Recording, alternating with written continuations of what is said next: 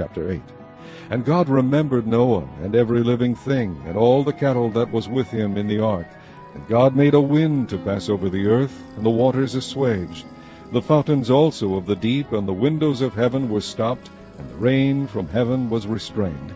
And the waters returned from off the earth continually, and after the end of the 150 days the waters were abated. And the ark rested in the 7th month, on the 17th day of the month, upon the mountains of Ararat.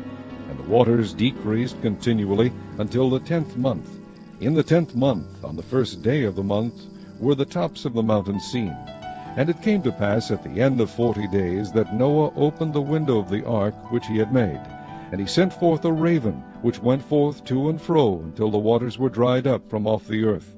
Also he sent forth a dove from him to see if the waters were abated from off the face of the ground. But the dove found no rest for the sole of her foot, and she returned unto him into the ark, for the waters were on the face of the whole earth. Then he put forth his hand, and took her, and pulled her in unto him into the ark. And he stayed yet other 7 days, and again he sent forth the dove out of the ark.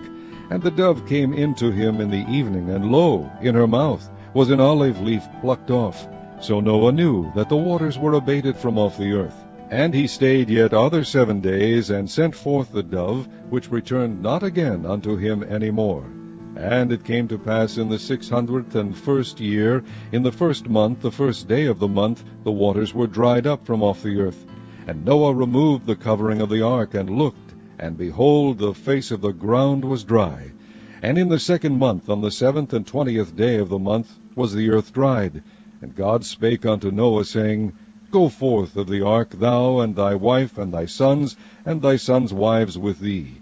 Bring forth with thee every living thing that is with thee, of all flesh, both of fowl, and of cattle, and of every creeping thing that creepeth upon the earth, that they may breed abundantly in the earth, and be fruitful, and multiply upon the earth. And Noah went forth, and his sons, and his wife, and his sons' wives with him, every beast, every creeping thing, and every fowl, and whatsoever creepeth upon the earth, after their kinds, went forth out of the ark. And Noah built an altar unto the Lord, and took of every clean beast, and of every clean fowl, and offered burnt offerings on the altar.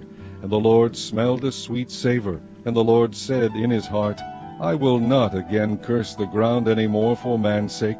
For the imagination of man's heart is evil from his youth, neither will I again smite any more everything living as I have done. While the earth remaineth, seed time and harvest, and cold and heat, and summer and winter, and day and night shall not cease.